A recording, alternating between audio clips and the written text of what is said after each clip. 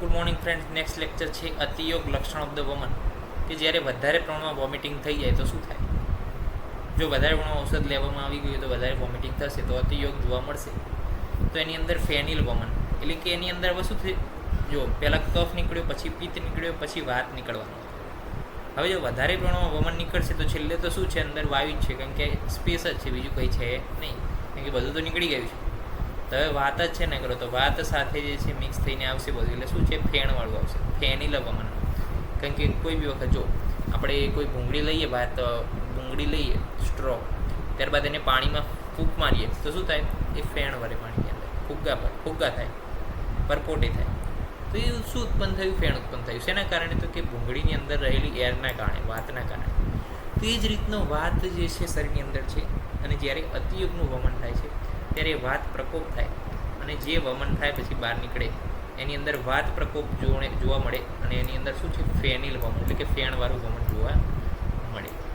પછી કહે છે રક્તચંદ્રયુક્ત, એટલે કે હવે શું છે, વધારે વમન થતું હોય તો આપણા જે સ્નાયુઓ છે, આપણા જે ગેસ્ટ્રિકની મ્યુકોઝા છે, એને પણ શું છે, સ્ટ્રેસ પડે, એના ઉપર ટેન્શન આવે.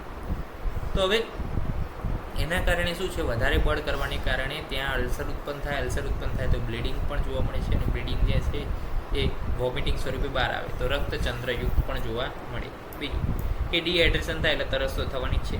પછી મોહ થાય, શું કરવું શું ના કરવું એની ખબર ના પડે. મૂર્છા એટલે કે અનકોન્શિયસનેસ પણ થઈ શકે, ચક્કર આવીને.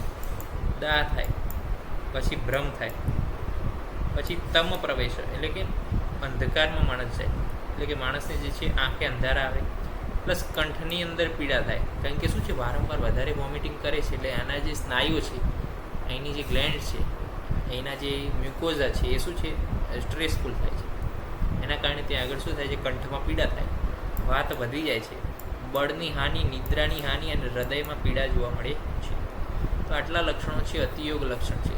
એક ક્લિનિકલ એસ્પેક્ટ છે, કોમન છે. આપણને એમ થાય કે વધારે વોમિટિંગ થાય તો શું થાય, જો એક તો ફેનયુક્ત વમન જોવા મળે, પછી બ્લીડિંગ પણ થઈ શકે છે, પછી તરસ પણ લાગી શકે છે, પછી શું થઈ શકે, દાહ થાય, હૃદયમાં પીડા, કંઠમાં પીડા, પછી વાત વધી જાય, ભ્રમ થાય, તમ પ્રવેશ થાય, મોહ થાય, ભ્રમ થાય, મૂર્છા થાય. તો એ કોમન લક્ષણો છે કે શું આપણને શું થાય, ચલો વધારે વોમિટિંગ થાય તો તે આપણે આપણા ઉપર સમજીએ અને ત્યારબાદ લક્ષણો લખવાનું ચાલુ કરીએ તો એક પણ લક્ષણ બાકી રહે નહીં મારે. તે રીતના જે છે આપણે આગળ પંચકર્મ જવાનું છે. તો નેક્સ્ટ લેક્ચરમાં મળીશું અયોગ લક્ષણો ઓફ ધ પંચકર્મની સાથે. ત્યાં સુધી રજા આપશો. જય હિન્દ, જય ભારત, જય હિન્દ.